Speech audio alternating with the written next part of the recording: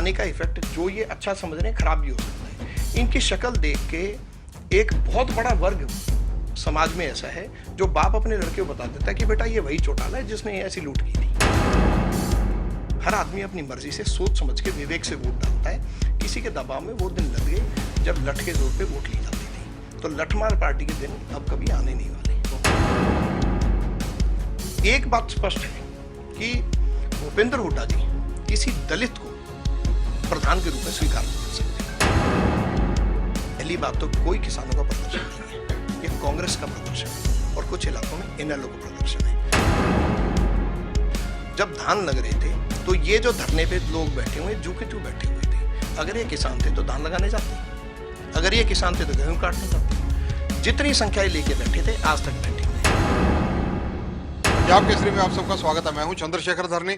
हम आपकी मुलाकात करवाएंगे भूपेश्वर दयाल जी से। ओएसडी ग्रीवेंसीज हैं, इनसे चर्चा करेंगे कई अहम इश्यूज के ऊपर। भूपेश्वर जी, आपका स्वागत है पंजाब केसरी में। बहुत बहुत धन्यवाद धरनी जी।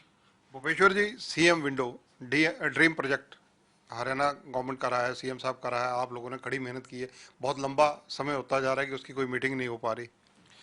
धरनी जी, पीछे कोरोना के चलते और सीएम विंडो के रिव्यू में कुछ ढील दी गई थी और उसका मेन कारण था कि कोरोना उस टाइम टॉप प्रायोरिटी था और डिपार्टमेंटल एक्शन हमने थोड़ा उसके बाद ठंडा रखा था। दूसरा ये कि अब इसको आप प्रसव वेदना कह सकते हैं। सीएम विंडो के अंदर माननीय मुख्यमंत्री जी ने कई चेंजेस कराए हैं जो कि लोगों के हित में है, लोगों को बेहतर रिजल्ट देने के लिए जो चेंजेस किए जा रहे हैं, उस वजह से रिव्यू मीटिंग पिछले कुछ महीने से नहीं हो पाई है। सीएम विंडो में नया क्या करने जा रहे हैं जो आने वाले दिनों में लोगों को देखने के लिए मिलेगा?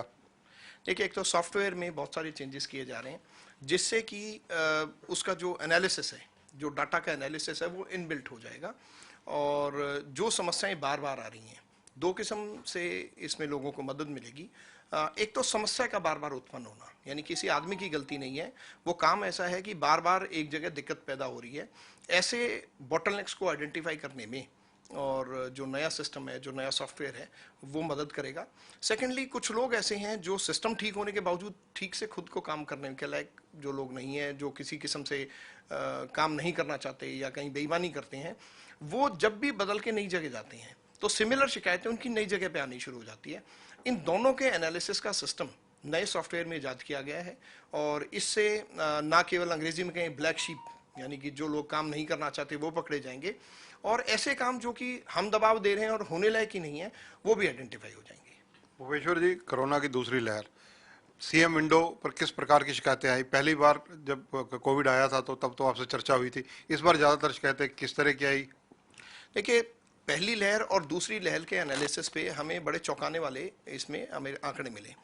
जो पिछली लहर थी वो एक किस्म से जो वेरिएंट था वो बड़ा स्लो किस्म का था। हमें सीएम विंडो के ऊपर करीबन उस टाइम मैंने जैसे आपको बताया कि 7,500 के करीब हमारे पास मामले आए थे विभिन्न, जिसमें अस्पताल ना मिलना, दवाई ना मिलना इत्यादि इत्यादि आए थे। अब की बार जो वेरिएंट आया वो इतना डेडली था, वो इतना डरावना था कि उसने लोगों को बहुत लंबा मौका नहीं दिया। तो अब की बार हमारे पास शिकायतों का आंकड़ा काफ़ी कम रहा और उसका जो मूल कारण ये था कि एक तो पिछली बार से हमने जो सबक लिए थे उसको हम इनकॉर्पोरेट कर पाए और हाँ, एक बीच में एक हफ्ते का समय ऐसा आया था जब ऑक्सीजन की डिमांड को लेकर और कुछ टीकों की डिमांड को लेकर हमारे ऊपर एक प्रेशर सोशल मीडिया ग्रीवेंसेस पे आया था। सीएम विंडो के ऊपर अब की बार बहुत कम मामले देखने को मिले।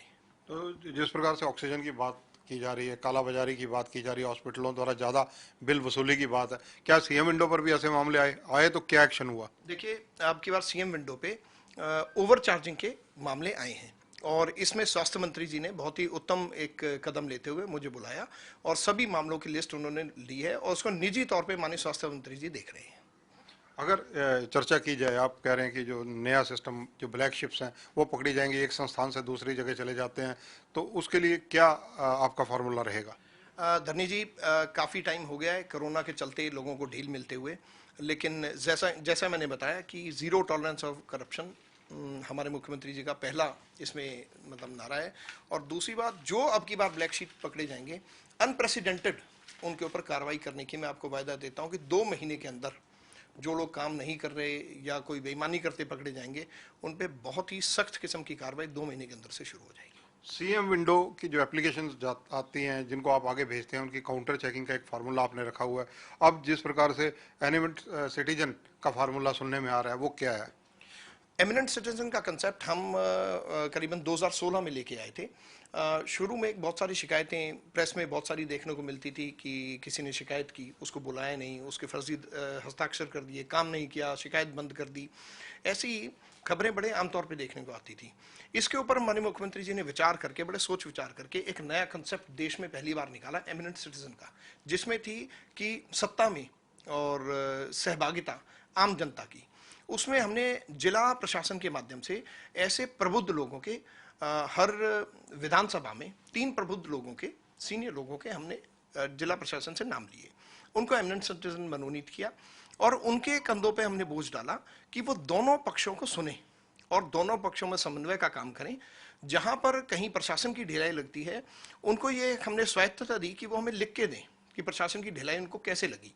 और उन्होंने हर बात में एक इंश्योर किया कि जिसने भी शिकायत की, कोई भी व्यक्ति एक भी ऐसा ये क्लेम करने वाला नहीं है उस समय के बाद से, 2017 के बाद से, कि मुझे सुना नहीं गया।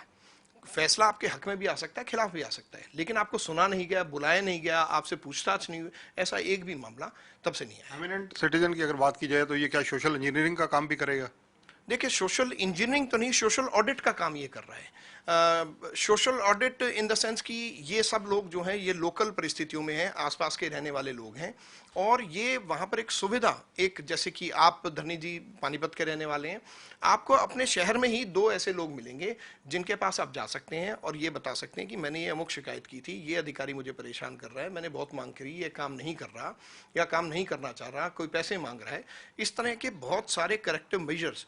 और मैं आपको बताकर मतलब इस बात से मैं खुशी कहूँगा कि देखिए, हमने बहुत जी तोड़ कोशिशें करने के बावजूद भी 14 से 16% हमारी एक सक्सेस रेशो थी सीएम विंडो की, जब तक एमिनेंट सिटीजन नहीं आए थे। लेकिन एमिनेंट सिटीजन आने के बाद ये रेशो कहीं 40 से 42-43% के बीच में रहती है, यानी कि 42% सेटिस्फेक्शन इंटरनेशनल कंपनीज की भी नहीं आ पाती। सरकार की 42-43% अगर हम सेटिस्फेक्शन सोशल इंक्लूजन से दे रहे हैं तो ये अपने आप में देश में पहला कंसेप्ट है। एमिनेंट सिटीजन की अगर बात करें, इस वक्त हरियाणा में कितने हैं? देखिए, पिछले जो एमिनेंट सिटीजन है उनका कार्यकाल समाप्त हो चुका है और बहुत ही जल्दी हमने जिला प्रशासन से इनके नाम मांगे हुए हैं, और जो ग्रीवेंसेस कमेटी जो हैं उनके मेंबर्स हैं या कोई भी रिटायर्ड पर्सन हैं जो सोशल सर्विस देना चाहते हैं, वो अपने अपने डिप्टी कमिश्नर्स के यहाँ उनके प्रतिवेदन आए हुए हैं। और मेरा ऐसा मानना है कि हफ्ते या 10 दिन में हमारे को 280 नए एमिनेंट सिटीजन मिल जाएंगे। आईएएस अधिकारी हैं राकेश गुप्ता, सीएम विंडो के साथ उनका गहरा नाता पिछले 7 साल से रहा है, इकट्ठे आप मीटिंगों में नजर आते रहे हैं। सुना है वो केंद्र पे डेपुटेशन पर जा रहे हैं। ऐसी स्थिति में सीएम विंडो में कैसे कार्रवाई आगामी जारी रहेगी?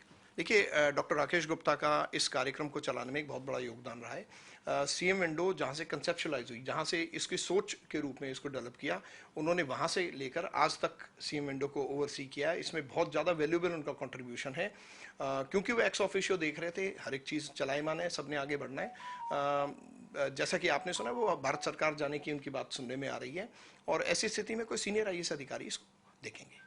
अगर आपके सोशल सेटअप की बात करें, क्योंकि सोशल मीडिया बहुत एक्टिव है, सारी चीज़ें आप लोग ऑपरेट करते हैं, उसके लिए क्या तैयारियां आप लोगों की हैं, किस प्रकार से मॉनिटरिंग रहती है? देखिए, सोशल मीडिया में क्योंकि बल्क ऑफ कंप्लेंट्स बहुत ज़्यादा है, हम ज़्यादातर एआई और ऑटोमेशन पे डिपेंड करते हैं।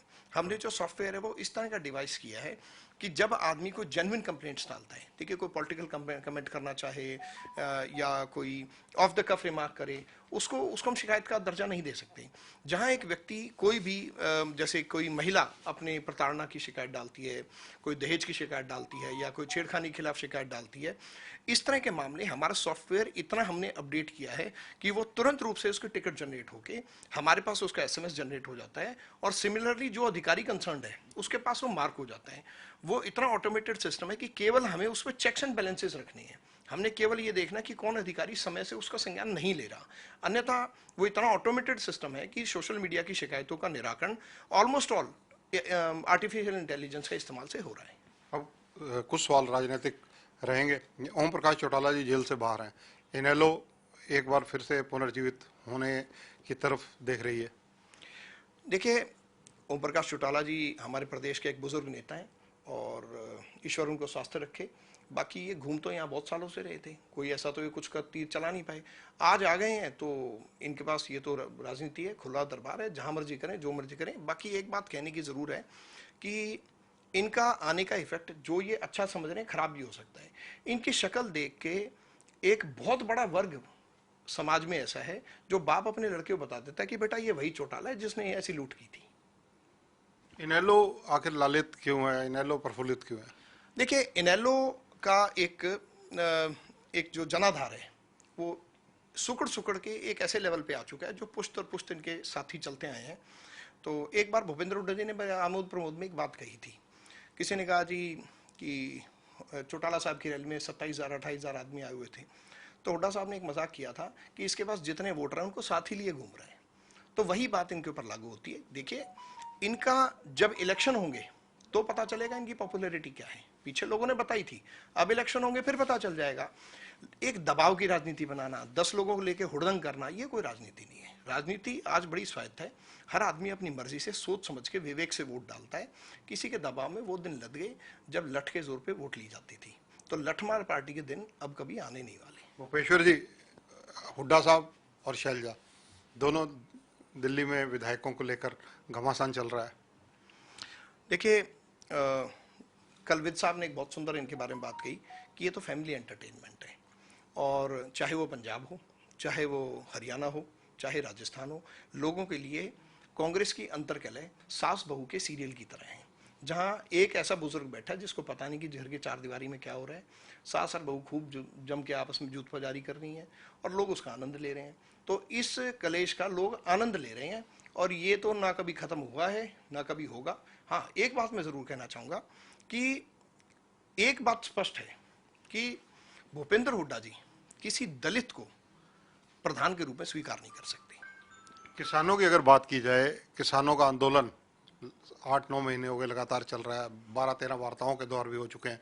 आज अगर परिस्थितियां देखें तो गुनी प्रकाश एक गुट भारतीय किसान यूनियन का धरने प्रदर्शन पर बैठ गया गिरफ्तारी की मांग को लेकर। कैसे देखते हैं सारे घटनाक्रम को? देखिए, पहली बात तो कोई किसानों का प्रदर्शन नहीं है, ये कांग्रेस का प्रदर्शन है और कुछ इलाकों में इनेलो का प्रदर्शन है। जब धान लग रहे थे तो ये जो धरने पे लोग बैठे हुए जू के तू बैठे हुए थे।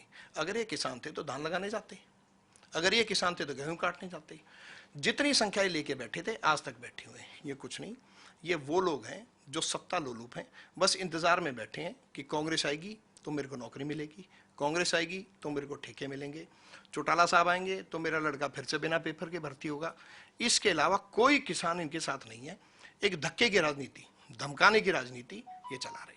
धन्यवाद। तो ये हैं भूपेश्वर दयाल, जो कि ओएसडी ग्रीवेंसेस हैं हरियाणा सरकार में, जहां सीएम विंडो में नए जो परिवर्तन होने जा रहे हैं उनके संकेत इन्होंने दिए हैं और क्या चेंजेस होंगे इसके बारे में बताया। राकेश गुप्ता जो आईएएस अधिकारी हैं, अब केंद्र में जा रहे हैं प्रतिनियुक्ति पर, उनको शुभकामनाएं जहां इन्होंने दी हैं, वहीं उनके जो कार्यकाल रहा है उसके लिए सराहना भी की है। किसानों के आंदोलन को खुले रूप से भूपेश्वर दयाल ने इनेलो और कांग्रेस का आंदोलन बताया है और कांग्रेस के बारे में सीधी टिप्पणी करते हुए विद साहब वाली बात कही है कि ये एंटरटेनमेंट कर रहे हैं जनता का, इसके अलावा इनके पास कुछ नहीं है। कैमरामैन सुनील के साथ चंद्रशेखर धरनी, पंजाब केसरी टीवी, चंडीगढ़। हमसे जुड़े रहने के लिए हमारे YouTube चैनल को सब्सक्राइब करें और नई वीडियो की नोटिफिकेशन के लिए बेल आइकॉन को दबाएं। अगर आप ये वीडियो Facebook पर देख रहे हैं तो लाइक जरूर करें और ज्यादा से ज्यादा शेयर करें। धन्यवाद।